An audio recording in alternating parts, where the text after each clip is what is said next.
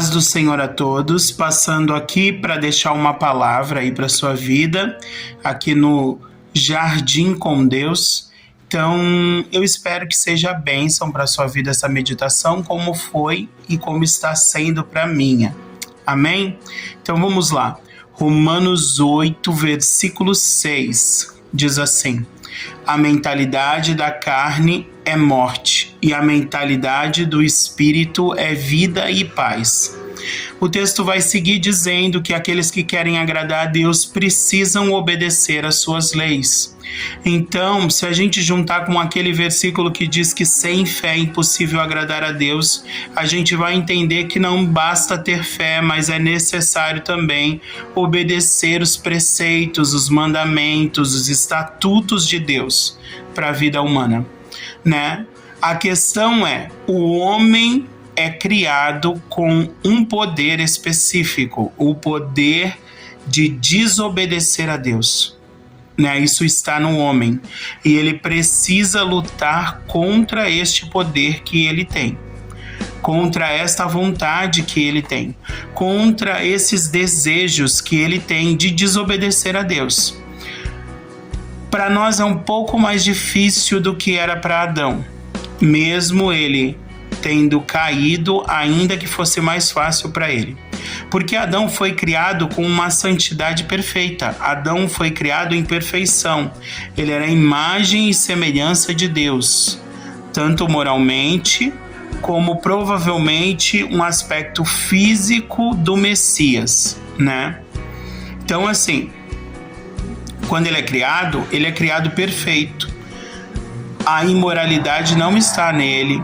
A inclinação da carne, como algumas passagens, como algumas traduções desse Romanos 8,6 diz, inclinação para a carne gera morte, inclinação para o espírito gera vida e paz.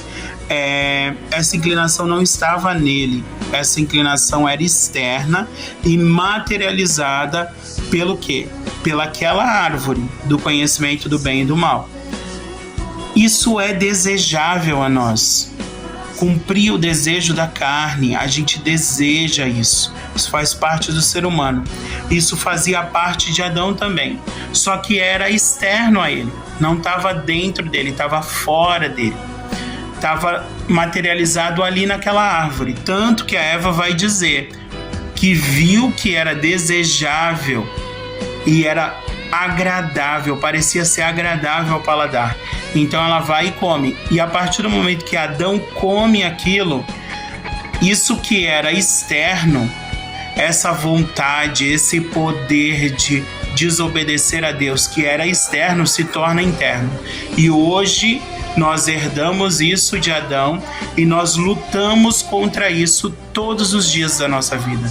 Temos vivido dias maus e é necessário que a gente mantenha a santificação, né? Santificação no falar, santificação no olhar, santificação no agir, que haja pureza em todo o nosso proceder. É importante, porque sem santificação ninguém verá a Deus. Sem santificação não se pode agradar a Deus. Como é que eu me santifico? Eu me santifico quando eu cumpro a palavra de Deus, quando eu obedeço a Deus, quando eu cumpro os seus estatutos, quando eu observo, guardo e protejo aquilo que é uma ordenança para a minha vida. Jesus resumiu isso de forma linda em 2 versículos. Amarás o Senhor teu Deus de todo o teu coração, com toda a tua força e com todo o teu entendimento, e ao teu próximo como a ti mesmo. Mas eu não sei como fazer isso. Uma dica: leia Êxodo, leia os 10 mandamentos. Metade dos 10 mandamentos vai falar sobre como você faz para amar a Deus. A outra metade vai falar como você faz para amar o próximo. Eu amo a Deus quando eu não coloco ninguém no lugar dele. Eu amo a Deus quando eu não tenho outros ídolos. Eu amo a Deus quando eu não crio imagens de esculturas para mim. Eu amo ao meu próximo quando eu não cobiço nada do que é dele. Eu amo ao meu próximo quando eu não desejo as coisas dele, nem a esposa dele, nem, enfim, o marido dele, o marido dela, se for o caso de uma mulher aí. Então, assim, Os 10 mandamentos foram resumidos por Jesus, para ficar mais fácil da gente entender o que a gente precisa fazer. Então, que você possa manter a santificação, porque é necessário lutar contra tudo isso até o fim. É desejável? Sim, é desejável. Se não fosse bom, ninguém pecaria.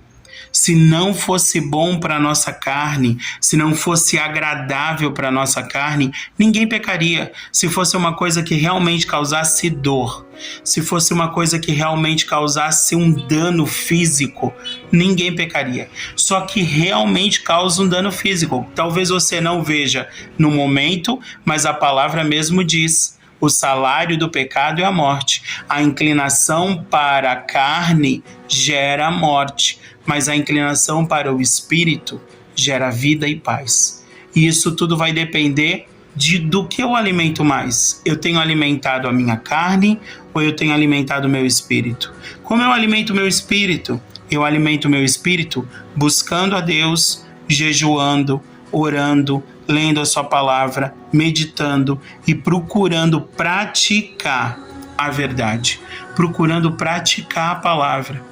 Quando eu faço tudo isso, eu vou gerando vida no meu espírito. Quando eu faço o contrário disso, quando eu cedo às inclinações da minha carne, eu vou gerando morte, morte física, mas principalmente morte espiritual. Amém? Que você possa ficar com essa palavra e lembrar que os tempos são maus, o fim se anuncia. Nós temos visto muitas coisas aí acontecerem. Jesus está voltando. Ainda que você não acredite, eu tenho que anunciar isso. Jesus está voltando. As coisas vão piorar? Sim, elas vão piorar. Mas a igreja precisa melhorar. Na igreja precisa melhorar. Eu e você precisamos melhorar. Ainda que as coisas no mundo piorem, nós precisamos nos santificar mais, nós precisamos buscar mais, para que naquele dia a gente possa ouvir do Senhor, ao sondar o nosso ser e perceber que ainda que a gente tenha a inclinação tanto para fazer o mal, tanto a inclinação para a carne, como a inclinação para o espírito, para fazer o bem, que ao nos sondar naquele grande dia, ele veja que a nossa inclinação para o espírito, a nossa inclinação para fazer o bem, ela foi muito maior, ela está muito maior do que a inclinação para o mal. Para que ele possa dizer para mim e para você: entra no gozo do seu Senhor, entra para as bodas do Cordeiro.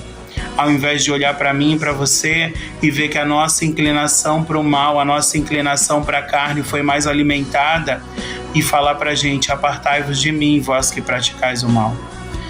A gente vai ter essa inclinação, tanto para fazer o mal, quanto para fazer o bem, tanto para a carne, quanto para o espírito. Mas elas podem ser diminuídas e potencializadas. Ou eu potencializo uma, ou eu potencializo a outra. É uma escolha minha, assim como eu posso escolher obedecer ou desobedecer a Deus. É isso que o meu livre-arbítrio me garante, o poder de escolher. Se eu potencializo a minha inclinação para a carne, a minha inclinação para o mal, ou se eu potencializo a minha inclinação para o espírito. Que você possa potencializar a sua inclinação para o espírito, a sua inclinação para a vida e paz. Em nome de Jesus, que a sua inclinação maior seja para fazer o bem, independente de quem seja. Faça o bem. Que haja pureza no teu olhar, que haja pureza no teu falar, que haja pureza no teu ouvir, que haja pureza no teu caminhar, que haja pureza no seu comportamento. Que você seja um exemplo, em nome de Jesus. Amém? Deus abençoe e até uma próxima oportunidade. Tchau, tchau.